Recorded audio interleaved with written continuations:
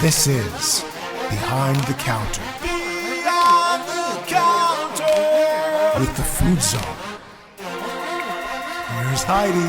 So we are sitting at Capon's Chop House in Hackensack on Route 4, which opened 3 weeks ago. And I'm going to say the coolest thing probably for you is driving and seeing across the highway your name up on the building. It's incredible. It's incredible. My partner said it's 30 years in the making. I've been doing this for a really long time, and to have a team behind me that supports me and my vision and to support my name. I mean, I tell everybody that I hire when they come to this restaurant, when they walk in, it's my name out there. But if you picture your name up there, and you treat it like your restaurant, then we'll be incredibly successful here. So, when I follow you, and now knowing you a little bit, you are extremely genuine. You have, in my opinion, a very good moral compass. Am I saying it right? For knowing you, the little amount that I do, you have amazing quotes that are very motivating and really are about life and not the restaurant business, right? If you look at the big picture, right? So growing up in Rockland County, give me a little bit of your journey that brought you to today. Wow. Growing up in Rockland County, grew up in the Rock, Pomona Suffering, Rampo High School. First job, I think I was 14 or 15, I was a dishwasher at a place called Jimmy's, a little local restaurant. I was a dishwasher. I did it for 6 months. I was very good at it. Probably one of the best dishwashers you've ever seen, but I decided really quick that's not what I want to be doing. I evolved into a busboy. Back then they were called busboys, now they're called SA, server assistants. I was a busboy at Our Gang Inn on Route 202. I was a busboy there. I also worked at a local bakery, Pomona Hot Bagels, where I invented the everything bagel. I worked there with my best friend Jason Prussian. Hold on a second. We were you invented? We were two husky kids. When you were chubby back then, you were called husky. We were two husky kids working in a bakery when we were 16 years old. I gained 20 pounds I never lost. Because when you take a job in a bakery, you don't know what to eat first, and then after 2 weeks, you can't even look at anything anymore.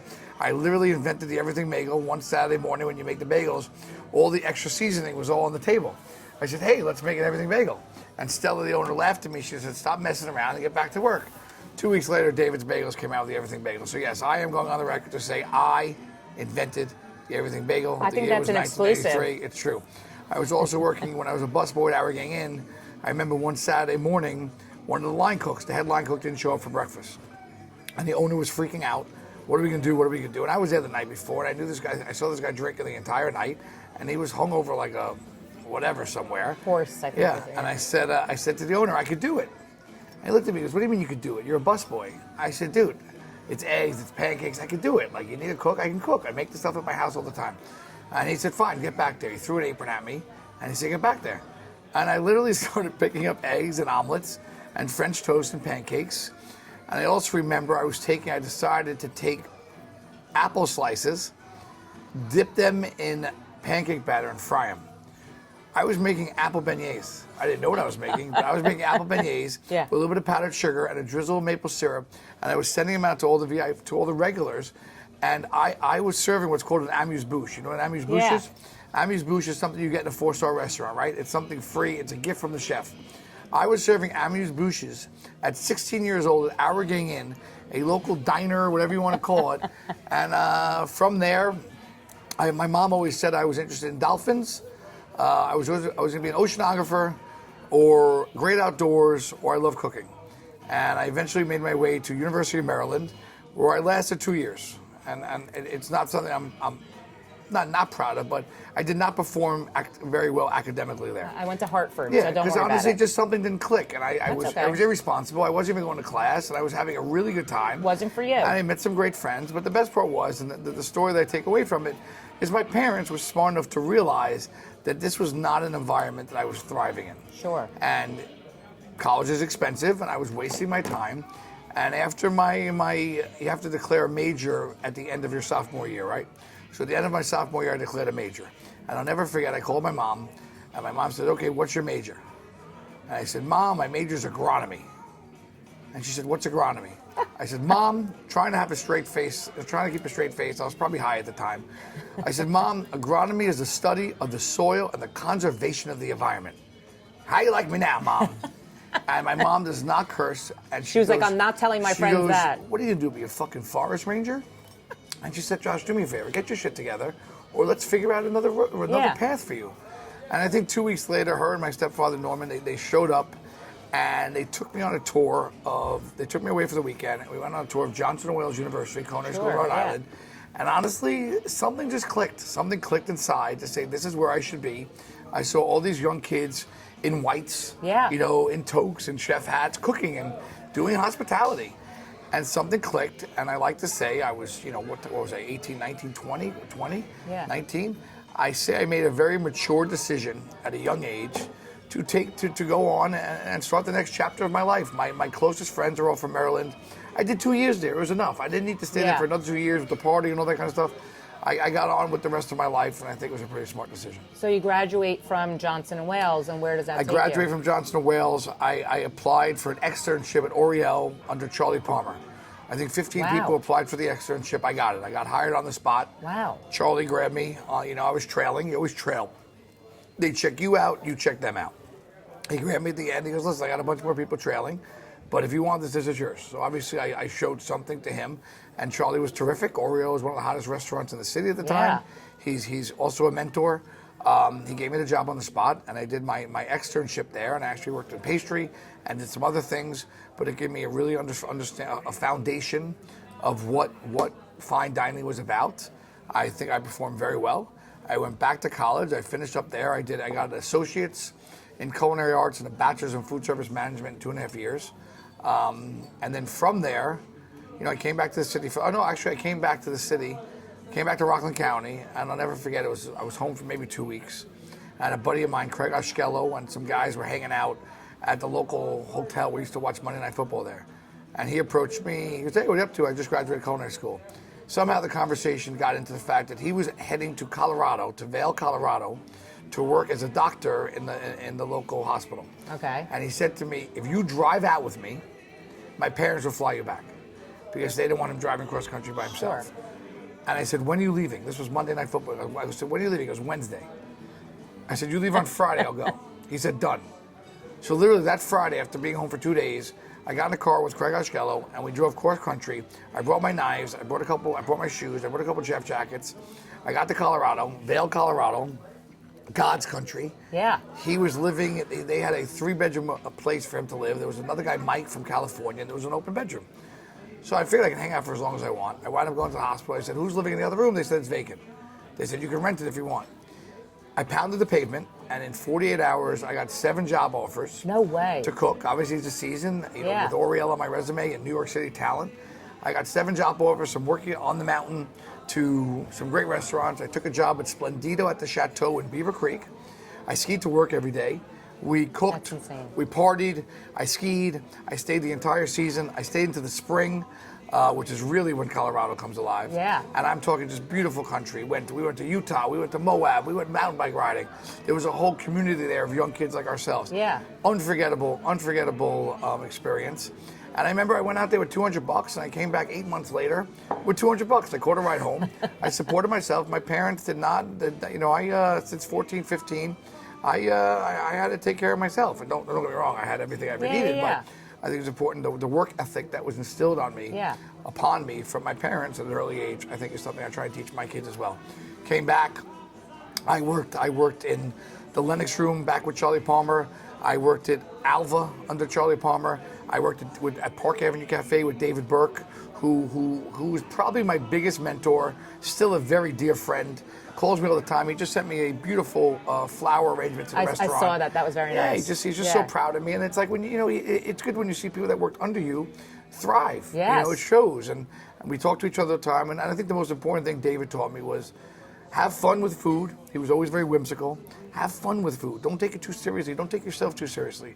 And he really taught me dining room presence. I think one of my gifts is dining room presence as a chef. A lot of people with a back of the house position, most chefs don't want to be, guest facing. Correct. And I know David always taught me one thing. If you expose yourself to the dining room, if your parents are sitting on a table, right, and the chef comes over to the table, hey, how are you? What's going on? I brought you this. Here's an extra dessert. Even just a chef's present, and thanks to guys like Emerald and Bobby Flay who paved the way for so many of us, the chef has become a little bit of a celebrity figure, right? Totally. When people refer to me as a celebrity chef, I don't even know what that means, but I do. There's a presence with the white jacket. It has become cool. The Food Network, all these things have highlighted what used to be a blue collar position. Well, now we're rock stars. So David taught me, if you expose yourself, imagine if you're sitting at a table and the chef comes over, right? And you're sitting there, let's say you're sitting there on a date or whoever it is, and the chef comes over to another table. Hey, how you doing? Brings you a couple of desserts. He's enhancing their experience. Totally. But by not acknowledging other tables, you're kind of like, hey, who are they? But what about us? Totally. And he told me, if you ever say hello to one table, you had to make sure you say hello to every table. Yeah. And I work the room, I think, like nobody else. I touch every table, and everybody knows me, but by the end, I know everybody. So that was an incredible experience for me. I went on later to open up Alva. I went back to work for Charlie at Alva, little chef's bistro on 22nd Street. That was my first exec chef job. I later on took a job at Matthews under Matthew Kenney, where I met my soon-to-be wife, although I was engaged at the time. We did fall in love together. She's the cutest. She is the best. Yeah. And we went from Matthews to Canteen downtown. Oh, yeah. Canteen turned into Lore Fish Bar. Lore Fish Bar evolved to Barry Meat Company, Burger and Barrel, Toro Blanco. 21-year career down there, Lore Fish Bar in Miami. And then after 21 years, I decided it was time for a change for a number of reasons. Started the VCR group with Gary Vaynerchuk and my partner David Rodolitz and Connor Hanlon. And in the last 5 years, we've been on a bit of a tear. A little bit. The hugest tear I've ever seen, by the way. I get emotional because my dad used to say, wait, you see yourself in 5 years. And I just turned 53 2 days ago. And it's just all like coming back to me now. Like I remember 5 years ago, I took a leap of faith. I realigned myself with some really good people that believed in me. And for a little while, or for a little too long, I was looking in the rearview mirror, not focusing on the present or even able to think about the future. And now 3 years ago, for those 2 years, I was in the middle. I was stuck in the middle. I was stuck in the mud, to be honest with you. I have an incredible support system around me between my family, my wife, my friends. Everybody knew it. But celebrating a birthday 2 days ago, a friend of mine pointed out, Eton Sugarman pointed out to me, he goes, Capon, 3 years ago you opened up Little Maven. I'm a mess over here, by the way. 3 years ago I opened up Little Maven. 2 years ago I opened up Fly Fish Club. We opened up Capon's Burgers in the Found Blue Hotel, as well as Barito and Ito with our partners Masa and Kevin Kim down at Ito. And now I just opened up Capon's Shop House, a namesake restaurant, with an incredible team behind me. And I feel like at 53, I feel better than I ever have. I'm happier than I ever have, personally and professionally. And I feel like we're just getting warmed up. So here's what I'm going to say to you, is what I said earlier, is that you somehow, and if people really pay attention to the things you're saying, which I do, is that you somehow, all the restaurant stuff is such a bigger picture for life. And I think, for you to be able to sit here and emote about it is exactly, I think, your purpose. From where I sit, okay, you talk about Rockland County, you talk about your restaurant group partners, you talk about your family. What I see from you, okay, and we could talk about this, is you are loyal to the end because you seem to take everybody with you. Am I right by saying that? Can't do it alone. There's no I in team. There is no, that's right. But it's true though. It's not just a saying. Yeah. You can't do this alone. You can't. You have to. And for a while there, and listen, I've been through 3 executive coaches. In the last 3 years, I have been through 3 executive coaches. And if you don't have one, get one. I think it's a very powerful tool for a company to have on board. I have been through, and each one of those executive coaches took me on a journey and prepared me for another chapter of my life. And I called 2 of them recently to let them know where I'm at and thankful for what they did for me. But yeah, like you have to surround yourself by good people. And for a while, I was when we first got started, I was steamrolling everybody around me. And one of my old GMs watched it and said, Capon, you got to understand something. You move faster than everybody else. You see things that people don't see. But if you don't get them to rally behind you, then you got nothing. So I had a younger generation. Like, I'm 53 years old. Yeah. I've been doing this a long time. I'm a no bullshit kind of guy, but he was right. And his name is Peter Cassell, and he was a general manager of mine and a dear friend, and he taught me a hell of a lot. But he's like, you got to get them to rally behind you and around you. You can't just, and even David Rodolitz, God bless him, my partner and dear friend and God saint, like, saved my career. He saved me. Were you stuck in, like, you didn't know what direction? Were you not ready to go out on your own? Were you... What are you referring to? Say it again? When you're referring, listen, after 20 years of being a partner company, I just thought it was time for a change. Yeah. You know, my dad taught me a few things. First of all, he always used to say, where do you see yourself in 5 years? And I think it's a very important question everybody asks themselves. I ask my son sometimes, where do you see yourself in 5 years? Yeah. Like, nothing wrong with planning ahead. And I think I really started to ask myself that question because after 20 years, I just didn't see it getting any better or fulfilling me personally and professionally. And I just said, and my dad always said, you have to embrace change. Yeah. And it was time for a change. Which is hard. Yeah. Well, Yeah. especially, listen, 48 years old, I was doing fine. I was financially okay. Like, I had beautiful restaurants in the city. I thought I had it all. But Yeah. but I do know that there was something missing inside. There was something missing inside. And I just felt like I felt a number of things that needed to change. Just a lack of appreciation, a little lack of respect, and wanting to do things my way. Yeah. And be aligned with people that believed in who I am personally and professionally, and it was just time. So the 5-year thing started to hit me. The change thing, I said I need to shake this thing up a little bit. Yeah. I was suffocating. I was suffocating in a 10-block radius in Soho, and it just became a little bit like Groundhog Day. Yeah. It was a lot of the same, and I'm just like, there's got to be more for me out there. And Heidi, like, again, we met 3 weeks ago, but like, I think, I don't want to come across arrogant in any way, cocky in any way, because it's not who I am. But sometimes I think I have a higher calling in life. I want to touch more people. I want to make the world a better place. That's called purpose. Well, that's not arrogance. That's not cocky. That's purpose. I am. I feel the same way. And I the way think you are doing it, like, I do it through food. I do it Yeah. through food. I do it through hospitality. I do it through my restaurants. I do it through my relationships. It's sincere. It's organic. The stuff that you see that I post, you know, like, it's. I always. First of all, it's never the first time when I do this whole "what'd you say" thing. It's because somebody gives me an unbelievable compliment. It's so raw and it's so real, and I Yeah. embrace it. And then I pull out my camera and I said, "What'd you say? What did you just say?" And Yeah. like, "What do you mean?" I go, "What did you just say?" Because I'm never gonna. I don't know what's coming out of people's mouths. Sure. But I do believe, and listen, the world the last few years, between COVID, between everything that's going on in the world, Yeah. like, I think people up there are looking at us like, what the hell is going on down there? Totally. It's very challenging. I don't Yeah. care what religion, what nationality, where the hell you live. Like, we should all just start being a little bit nicer to each other. Amen. A little more respectful to each other. Like, to have kids these days and to have to go through a pandemic like COVID and to be dealing with we all know, like, what's going on out in the world. Yeah. Like, it's very challenging. It's not why we were put here. Yeah. Eat, drink, love, be merry, respect each other, love each other. I was gonna say, you know the expression "good breeds good," Yeah. right? That's what you have, right? I'm telling you, as someone who's sitting here, who has the honor of interviewing you and now being your friend, The honor's all mine. is, you know, watching you open. I think I want to say, like, when Little Maven was opening, I think that's when I was like, this guy is freaking awesome.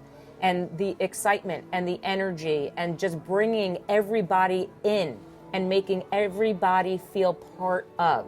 I think that's what your magic is. You did it with that. You do it with Fly Fish.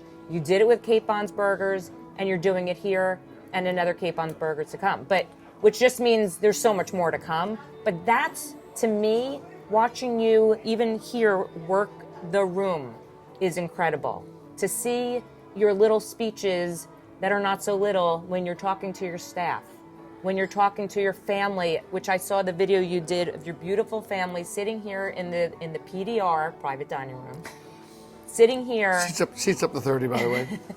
Sitting here is that, you know, you bring them along and everybody is like, hands up, hands in, we're with you. Listen, it's really only a glimpse because you can only capture so much. And part of me thinks there should have been a film crew behind me for the last 20 years or a camera following me all around. But that's also, I've had those opportunities.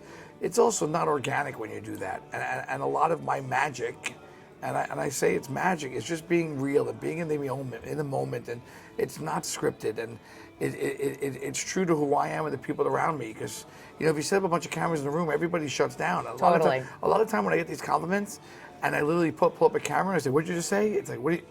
You put a camera?" They're frozen. Some of those take 10 times. Yeah. I'm like, just tell me exactly what you just said with the emotion that you just said it. Yeah. And I don't remember what I just said. So it's difficult to do that. And as much as I love to have a TV show and all this kind of stuff, and hopefully one day I will.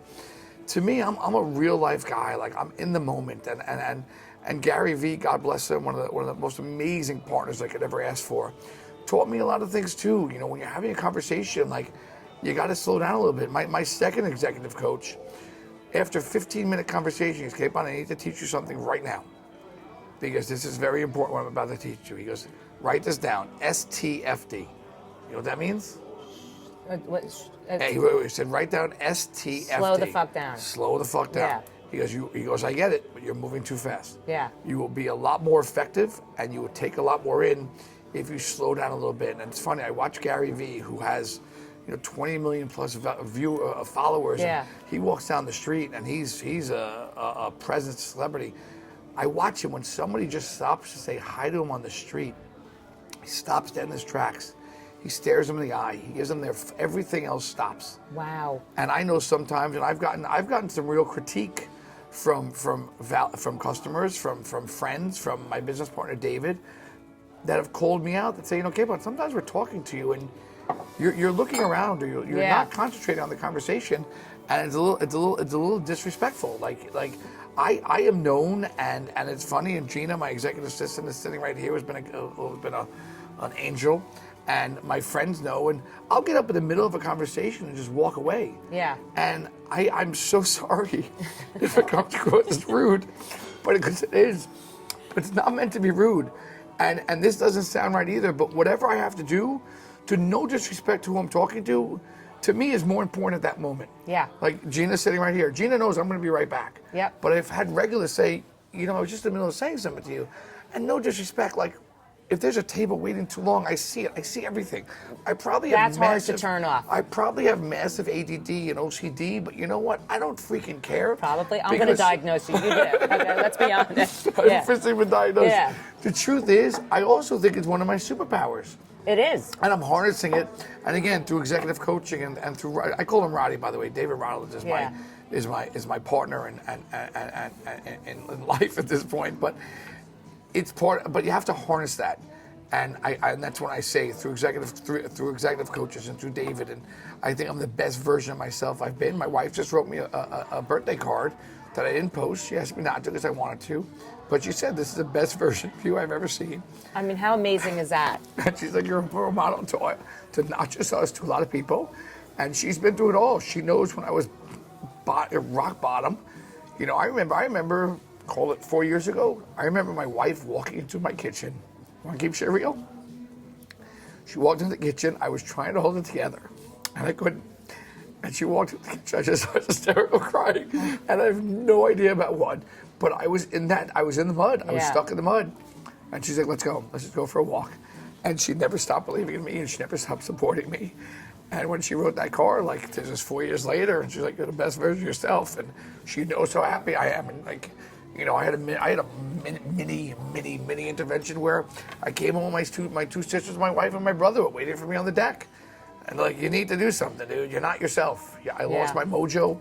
I lost my way. Yeah. I lost my confidence. I lost my swagger. I used to tell some of my friends that, and they're like, and now it's back. It's back, and feels good. I think what people don't realize is life is hard, right? And if you don't do the work and you don't find your purpose, then some bad things can happen, right? Yep. So, first of all, you should be proud of yourself. Thank you. And it sounds like the people around you are proud of you too, which is amazing. I have an incredibly support system. I have a lot of really good friends that have been on this journey with me. Everybody knows my best friend in the entire world is Jason Prush. I used to call him complaining. I used to call him complaining about my job. And it's funny, I used to thought, I'm like, this guy just doesn't get it. He doesn't understand it. His advice to me was, Capon, shut the fuck up and just go to work. He goes, I'm a mortgage broker. I work so goddamn hard. I don't love what I do. I'm sitting in a base, I'm sitting in an office, like I'm staring at the screens, like it drives me crazy. He goes, you get to run around restaurants, you get to have fun with people, you're around great food, you're around celebrities and athletes. Like, he used to tell me, just shut the fuck up and go to work. Right, life's pretty good. Just do what you do, all right? Yeah. You're not home at night. Maybe you want to be more time with your kids, like all that kind of stuff. But like, he's like, just do it, man. Just do it. And in the end, he was 100% right.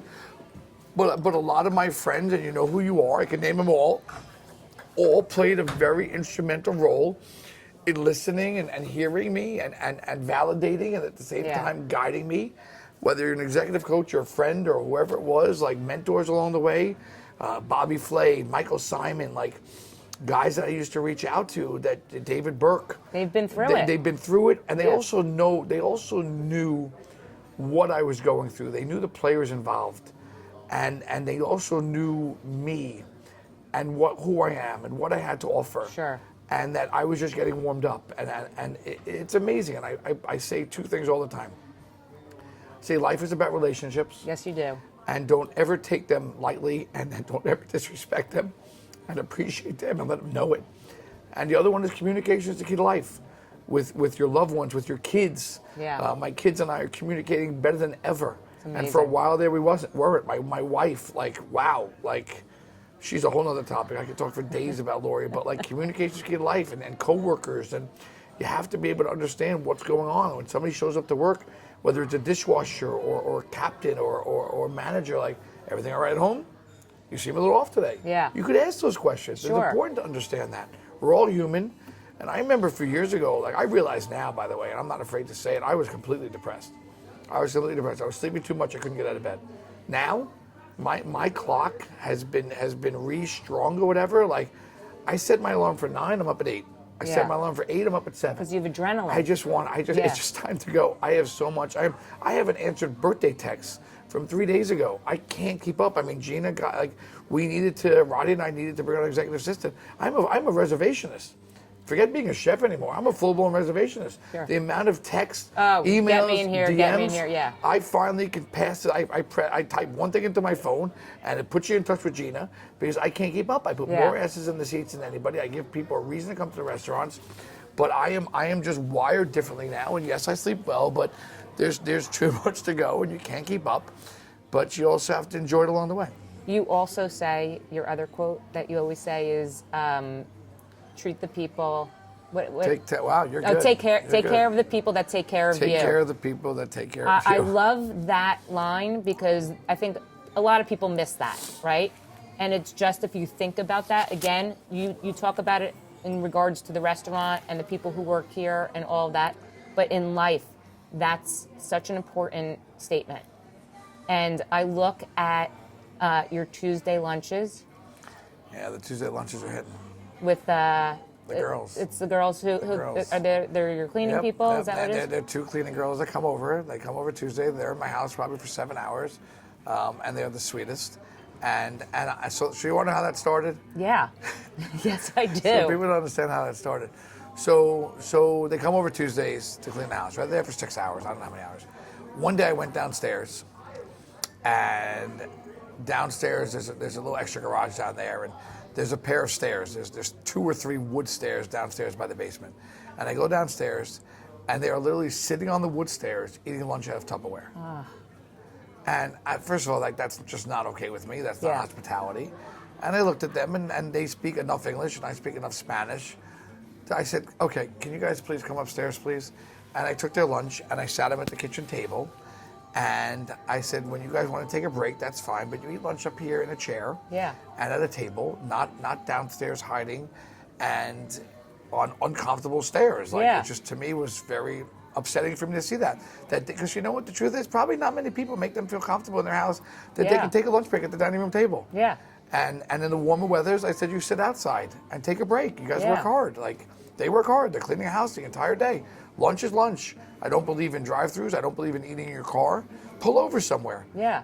My buddy Ito just picked up that bowl for me the other day, and he picked up roll roasters. And he told me, he goes, I go, eat it there. It's a hot roast beef sandwich with you. He goes, no, I'm going to eat it in my car. I said, Ito, that's a big mistake. It's going to get all over your sweatshirt. He wears fancy sweatshirts. He wound up pulling over to a beach and had lunch at the beach. He goes, Capon, great call. But these 2 girls, they were downstairs sitting on the wood steps. I brought them upstairs. And then at the end of the day, I said, hey, next week, don't bring lunch. I said, no. I said next week, no necesita almuerzo, which means that you don't was need very lunch. good Spanish. Yeah. And they looked at me. I said, don't bring lunch. So next week, I made lunch for them. And I think I made a chicken tortilla, whatever. Listen, I bought a couple soups at Whole Foods, and I put some rotisserie chicken there. I made them lunch. And we ate lunch together. I mean, how nice is that? By the way, and again, this wasn't premeditated to say, hey, Right. I'm gonna put on social media, it just happened. And I'm like, this is really sweet. It's the sweet, honestly, that's why I'm bringing it up. And I said to Lori, do me a favor, take a picture. And I don't think anybody ever understood where that came from. But now every Tuesday, I feel a responsibility to make sure that we serve them lunch. I think it's beautiful. And the best is when I'm not home and I get a text from Lori, hey, what'd you feed them last week? Like, she doesn't want to double up. And she's like, or she'll call me on Tuesday, I'm at Whole Foods, do you need anything for lunch for the girls?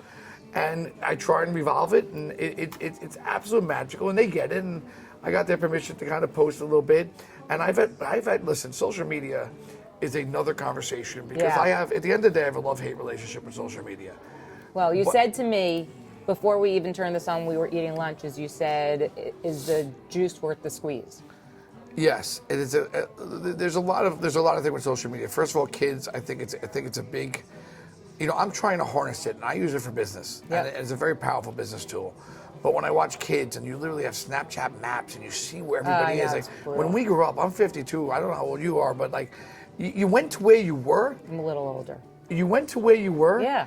And you stayed there because you didn't know what else was going on in the world. No, that was it. That's all you knew. Didn't have we didn't even have phones back then. We hung out in the backyard, and it wasn't like, oh, this sucks, let's go someplace else. Oh, everybody's over there. Like you didn't know. You didn't know. Yeah. So for kids especially, I think it's very challenging, and for me as a power a work tool, I do try and harness the power. But I started posting this, and the amount of DMs that I got. That said, Chef, I never thought about serving my housekeeper lunch, and I never thought about making them feel welcome to sit at a tiny room table, and even people who have live-ins. Yeah. If somebody lives with you, like I would have, if I had a live-in, they'd probably have dinner with me every night. Totally. Like, where they should eat alone? Nobody should eat alone. I have a very vivid memory of growing up and seeing a guy eat alone with my dad. I was with my dad and my sisters, and I just came back to me. Guy was eating alone in a local restaurant. I just started crying. I felt bad for him. But who knows? Maybe he wanted to be alone. Maybe he had a wife and kids that were driving him crazy. That memory, he might have wanted to be alone. Anyway, but that's how you lead. Like that's what I'm saying to you. You take care of the people that take care of you, because here these two women are cleaning my house 8 hours a day. It just turned into something organic, and a lot of people are fed off of it. And now tell me they feed their cleaning girls lunch or whatever it is, and they come over for Thanksgiving, and they have Thanksgiving with us. Like, they help me, Yeah. I said, if you want to work on Thanksgiving, which you don't have to, it's my favorite holiday. They said, no, we want to work. They want to make the money. But I also think now they know, like, it's also a nice holiday for them. They're and part you're of the family. respecting them. Yes. You're respecting what they do. But I always tell people at the house. restaurant, too, like, you take care of each other first. Yeah. You take, even Eugene Rem from Catch, one of his lines is take care of each other and then take care of the guest. Yeah. And it's true. If you don't, like, even family meal, you work in a restaurant and you get family meal. Yep. I've worked in restaurants before where family meal is shit. Yeah. It's the same thing every day. It's chicken. There's always leftover chicken legs. Like, you can't serve somebody chicken legs 5 days in a row. Totally. And if you don't feed your staff and nourish your staff and let them appreciate what good food's all about, why should they go into service wanting to take care of everybody else? Exactly. I totally agree with that. I just hired a new manager down at Fly Fish Club that came from someplace else that said, you know what? We're just tired of it. They wouldn't even give them their schedule a week ahead of time. How is that supposed to plan? Come on, get your shit together. And there are little things, whether it's a schedule, whether it's family meal. How about I work 5 days a week? I want 2 days off together. Yeah. I don't want to be off Monday, Thursday. That sucks. I agree. I don't care what your weekend is. Like, it's always funny when people say to me in the restaurant, enjoy your weekend. You don't know what my weekend is. My weekend's Monday, Tuesday. Yeah. I don't even have a weekend anymore. But, like, you have to treat them with enough respect that they feel good about where they're working, who they're working for. And right now, like, I know I can tell you from Capon Shop House, we're getting some very good talent out here in Jersey, because I think our reputation is shining. 100%. And it's a nice place to work. I don't disrespect people. People get to, I got to tell you, I post our family meals here. Yeah. Because I'm so proud of them. I was about to eat lunch. I just actually said to my chef, what's your family meal today? Because sometimes family meals are a little more interesting. It could be ethnic. It could be something that you want to eat. So yes, take care of the people that take care of you. So I'm going to lead into this now. Is recently there's an influencer. His name is New York Turk. Yeah, wow. If you don't follow him, You should. You should. He is Artan. Artan. Yeah. This guy He is magic. I'll probably tag him also that we shouted him out. So, but he is a taxi driver, and he goes into Michelin restaurants and he rates them and he pays for them. And But what he's doing, so he recently came to Fly Fish Club, right? And I had DM'd him a few months ago, just said, hey man, really, really appreciate and respect what you're doing. It's And amazing. I invited him into the restaurant, but he actually, somebody on Gary Vee's team got in touch with him. What he's really doing is holding restaurants accountable. yes, Because one of my biggest sayings in his life is if you treat everybody like a VIP, then you will win. You can't just treat celebrities like celebrities. That's bullshit. Correct. Okay? I don't care who you are. You deserve to be respected.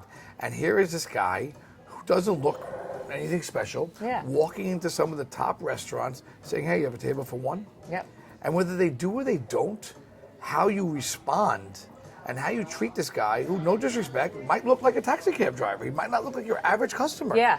How you, and you know what? Now I think the cat's out of the bag a little bit, but if you Totally. watch some of the early reviews, like he's like probably, in John George. yeah, I mean, it's and Danielle's yeah. coming out and cooking for him, and Yes, JG's that coming was- out and that cooking was for him. amazing. And I'm very friendly with Danielle, and I'm very friendly with JG. Those guys have hearts of pure. Their hearts are filled with hospitality. Yeah. They wouldn't have it any other way. But some of these other restaurants, I've been there, where you get a lot of attitude. Yeah. Screw you. I'm paying money to be here. Like, treat me. And one of the things I said to him, and it's funny, he came in. I knew he was coming, but I didn't even know when he first walked in. I didn't know he was capturing content. Yeah, And I gave him a very, very real, genuine reception. Yeah. And what I said to him was, dude, like, what you're doing is pretty incredible because you're holding people accountable. And then I said to him, I said, hey, you want to do that again? You want to do that in capture? Because I just did. And I realized, like, that's why you just always have to be real. Yeah. And even being in a membership club, like, whoever walks in that door, whether they're a member or not, maybe somebody doesn't even know what Fly Fish Club is. Yeah. If they walk in, hey, how are you? How can I help you? I'd like to have dinner. You know what? I'm really sorry. There's a way to not have. One thing we Makes don't have at people Fly feel Fish bad, Club yeah. that I'm so proud of. We don't have attitude. We're not pretentious. We're friendly. We're loving. Our guests, our members love us. We have created a real sense of community. And some of these clubs are not known for that. I'm Yeah. like, guys, we're not going to. We might be a membership club, but we're going to treat everybody just like as we should. And Turk, he's amazing. And then we sat down at the end and we had a really nice conversation. I don't. Listen, the one battle I have. It was an amazing conversation. It was so real, and I think it really set off, understanding who he is and understanding who you are, because people didn't even know who you were. Yes, and they yes. were commenting, because I read through the comments, and it was beautiful because they're like, that guy knows what he's talking about. That guy's saying it straight, because you were saying, because I'm going to set up the scene, is you gave him a check and it was a penny. And he didn't want that. He wanted to pay, and what he ended up doing. He always wants to pay. Yeah, and what he ended up doing was leaving Over-tipping. a very generous After he tip to the promised staff. me he wouldn't. Right, but when he left the tip, you said you're going to take care of them. And it was a very nice exchange between the two of you, understanding how real the moment was. Yes. Right? So thank you for saying that up, because what I was going to say is, and the one thing I'm battling right now is time. I don't have enough time. No, no, you don't. I could see that. I post a lot on social media, but I wish I had more time to embrace some social media. And Nikita, who handles our social media as well as a bunch of other stuff, she said, have you had a chance to look at the comments on the piece that he posted? I said, no. Why? And she said, she said, you're getting a lot of love. Yeah. And people were just very receptive of how genuine and how appreciative you were of what he's doing. And again, I scrolled through some of them, and again, I want to capture all of it, but it made it's me nice. laugh and it made me cry, Yeah. and I posted that, but Yeah. it really, to me, it was such a real moment, and I think it's what made me love you even more. But it's true, and it just shows that what you do on social media is really truly who you are, Yeah. So out of all the restaurants going on, right? Fly Fish, Little Maven, Capon's Burgers, Chop House, and what's that, Fountain Blue? Well, that's not, that's... Ito and Barrito. Yeah, so out of all of them, which one do you feel is your baby? Well, if you have kids and somebody says, it's like saying who's your favorite kid? You can't answer that question because I love both my kids very much. I'm incredibly proud of them. Listen, each of these restaurants It's funny, we opened up Little Maven first, right? And I took over an existing space from a friend of mine, PJ, who had a restaurant there called Scampy, and I said, we needed to plant a flag somewhere. Yeah. And when we first opened that restaurant, part of me was like, that's it. That's what I got. I'm coming off of a couple very popular restaurants in New York City. It wasn't filling the void that I needed to at the time. Sure. But now, 2 years later, with an incredible management team, both front of the house and back of the house in that restaurant, I love that restaurant. It's amazing. Because I that love restaurant, it there. God, I'm so emotional. That restaurant was there for me when I needed it. Yeah. More than I needed anything in my entire life. This is think- my partner, by the way. This is Connor Hanlon. Hi, Connor. This is my I partner met now. you. I introduced myself the night that I was here. This is partner, chef partner in We VCR know Group. Chef Connor. We know why Fly He Fish is named with- Fly Fish. Without, you see that? Somebody's paying attention. I pay attention. Without this guy, I would be absolutely nowhere. He has supported me in the culinary. He's one of the greatest chefs of the 21st century. And not a gray hair in his head, I will say this that. guy That's a is good just- sign. This guy is smooth. But no, seriously, Connor, who just happened to walk into the PDR during this thing, he is very, very lucky to have him part of the team. It's incredible. And we've worked through real talk. It took us a little while to get to where we are now. Sure. And we've had executive coaches that have helped us to get to where we are now. Yeah. And we talked about that earlier. But now we know what we are capable of doing individually together. And as long as communication, we talked about communication being the key to life. We have communicated beautifully over the last 6 months to a year.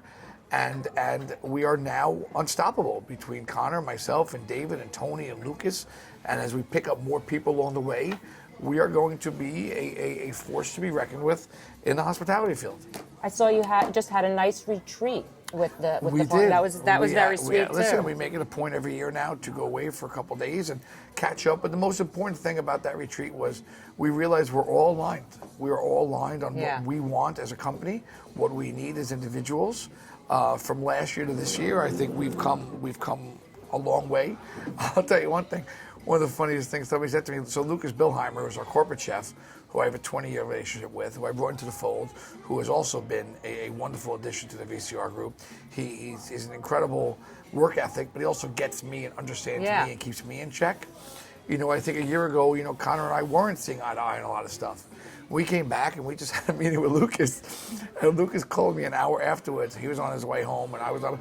He goes, man, I don't know what peyote you guys were smoking together up in the mountains, but I really like it. So when you guys came back, you seem to be really aligned. So you guys should do that more often. What were we talking about before Connor just opened the door? Little Maven, and I was going to say to you, it sounds like Little Maven was the chapter turn in your book. Big. Yeah. Little Maven was our first flag in the ground in terms of VCR group at a New York City restaurant. And at first I was like, that's it?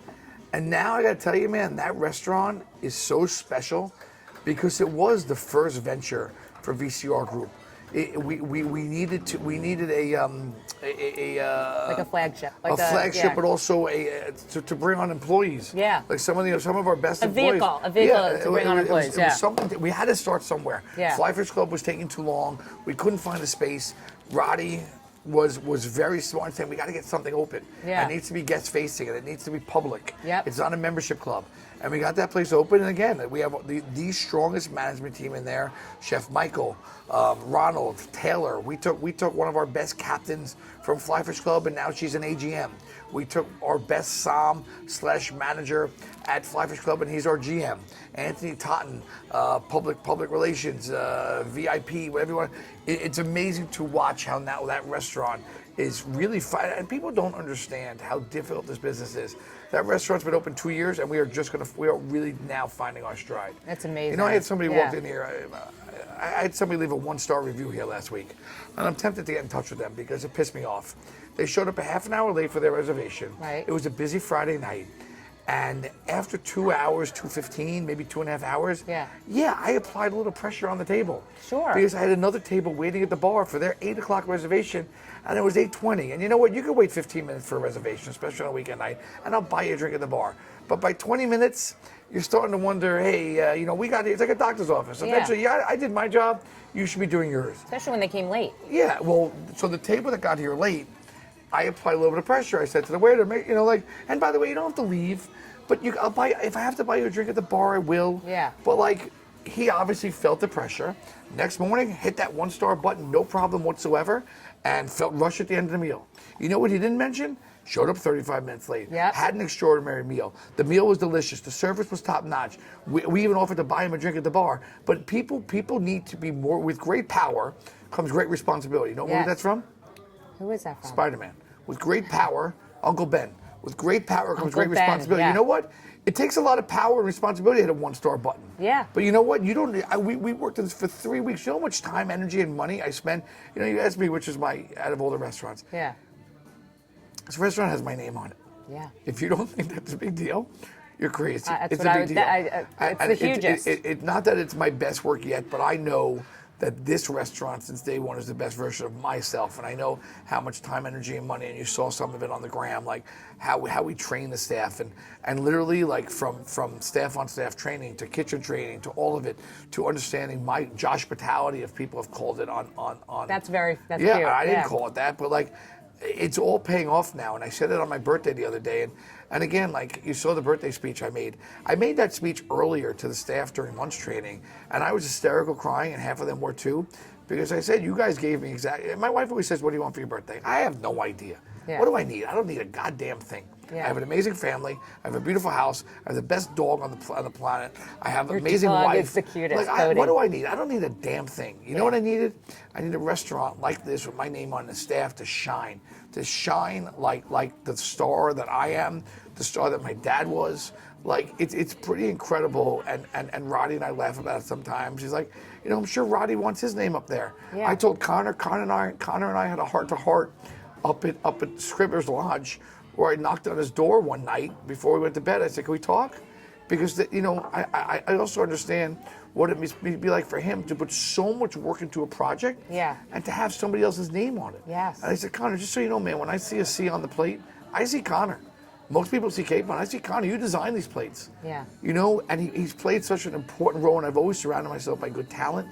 Connor is light years, like not just on the culinary side, and with the way he communicates with people, and that like he's made me so much better, and I think he understands what my role is too. But like I said it to him, like I'm sure one day we're gonna do a restaurant, and it's gonna be Connor's restaurant. It's not gonna be a Chef Capon restaurant. It's gonna be Connor Howland, whatever you want to call it. Maybe we want to do a CNC food factory where it's Connor and Capon. Because I get a lot of credit for everybody's hard work. Yeah.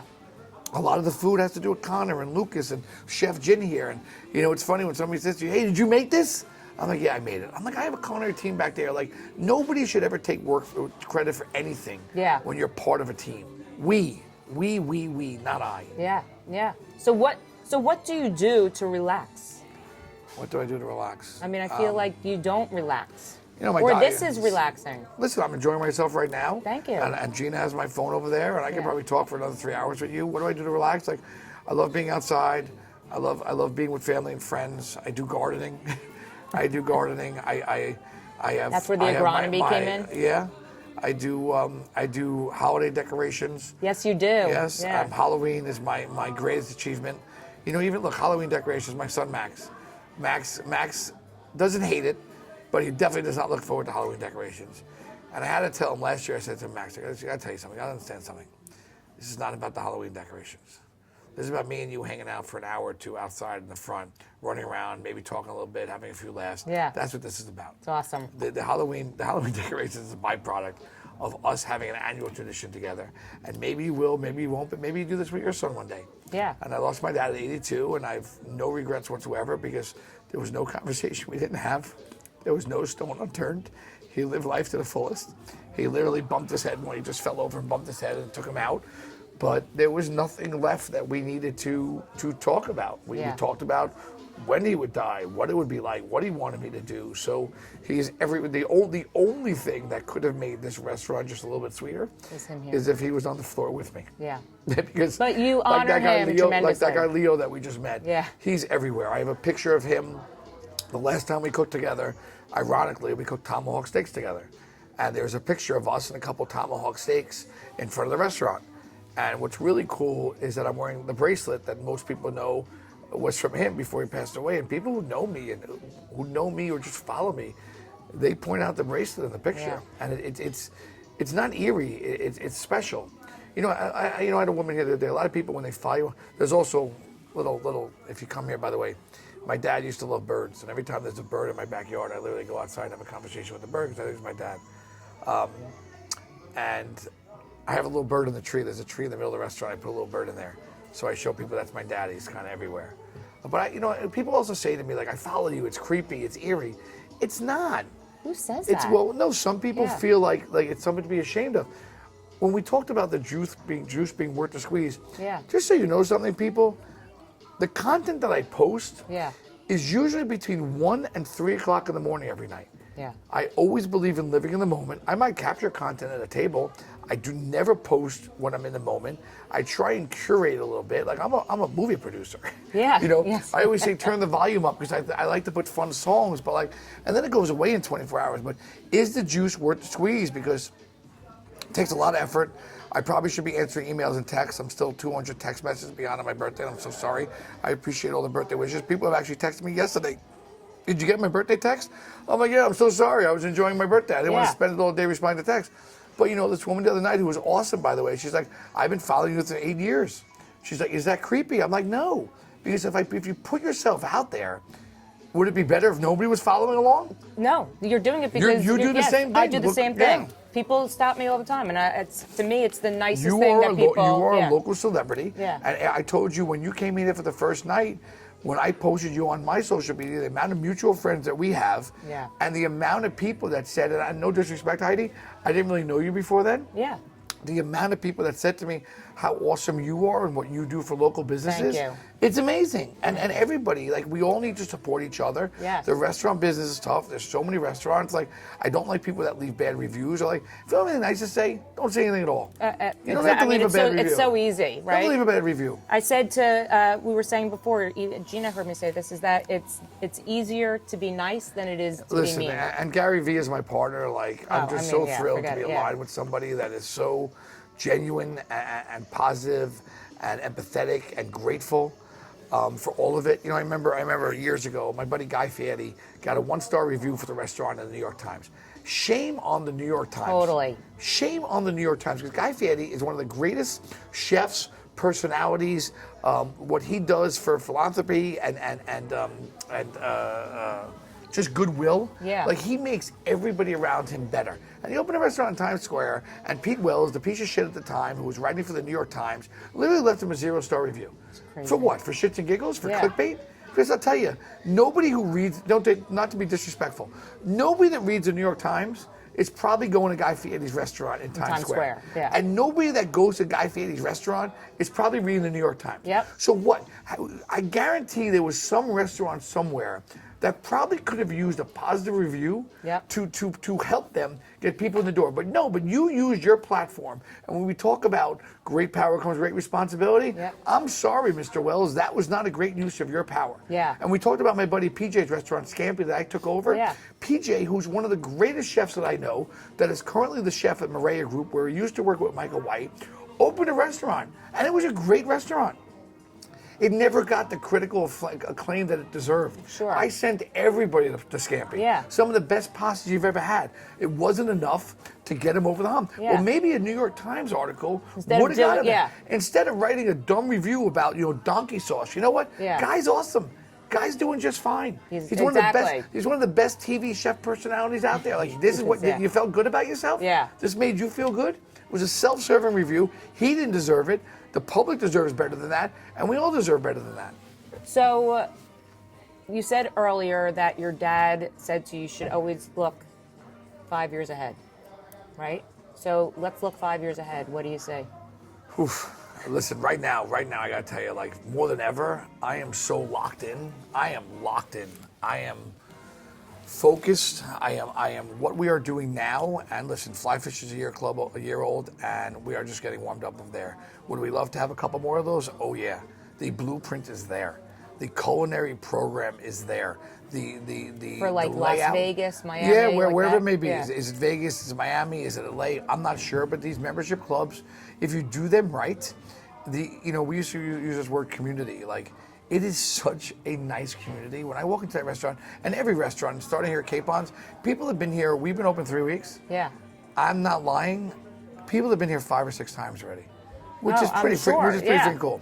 So I think every restaurant I'm at, people there is a sense of a community. But like, to have a membership club, you have a real sense of community. I love being there because everybody knows each other. My favorite TV show was Cheers, where everybody knows your name. Yeah, totally. Everybody knows each other. Everybody supports each other. They hang out outside the restaurant together. Like, it just really has become something special.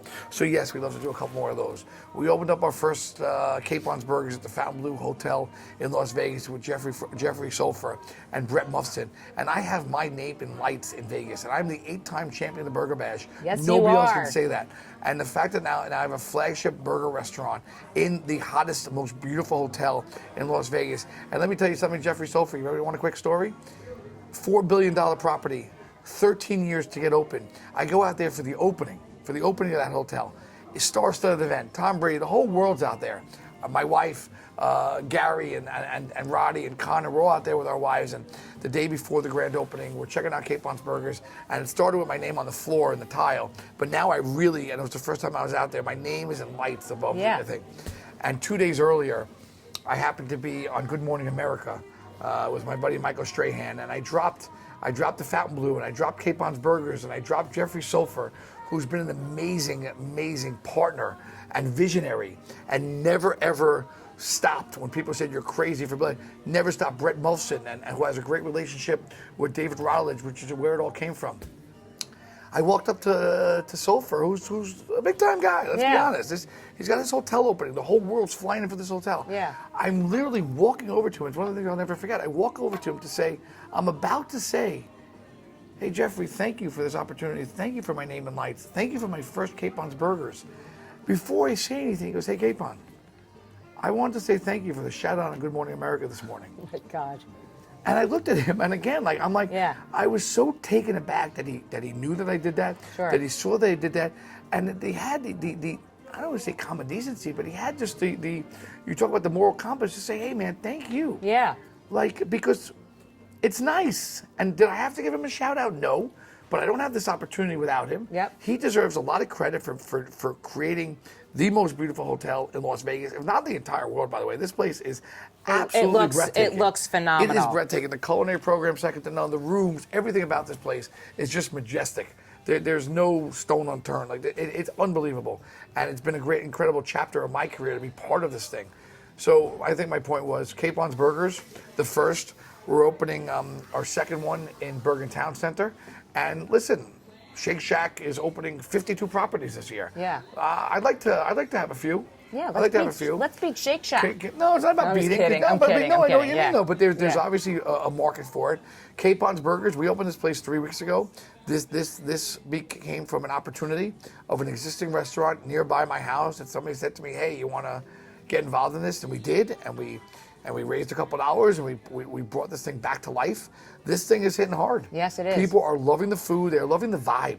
The best compliment I get is the vibe, because people are saying it feels like a New York City restaurant without having to drive to New York City. Yeah. And a lot of local restaurants I go to, I'm like, lower the lights, turn up the music. Yeah. And they look at me like, who the hell are you? I'm like, lower the lights and turn up the music. Yeah. And when you create that vibe, it feels good in here. And honestly, knock on wood, three weeks in, this place is doing very well. I think we're just getting warmed up. We're just open for lunch. Would it be great to have one of these in Short Hills? Maybe. Yeah. Would it be great to have one in Long Island? Maybe. Yeah. So again, the next 5 years, I do know that everything we are doing as a company and VCR Group, and like, we have thoughtful discussions about every move that we make. We are aligned in every move that we make. We treat every opportunity with respect. Every employee, like the general manager here, Alan, was my beverage director at Fly Fish Club. My executive chef, Jin, was our executive sous chef at Fly Fish Club. Wow. Lucas Billheimer, who was supposed to be the executive chef here, has now become the corporate chef. We are like a tornado. Like a hurricane? Is Yes. a hurricane? We are just trying to grab good talent, good people. You know, when somebody says to me, Lucas said, this is the last company I ever want to work for. So that's amazing. It's an that amazing. says a lot. Gina, Yeah. Gina, you like your job? Love my job. Like when Gina says, "I love my job," and we all got to work. We all got to Yeah. work. Feel good about going to work. Feel good about the people that you work with and for. And I say with because nobody works for me. Yeah. We work together. Everybody plays a role. I hired Angela.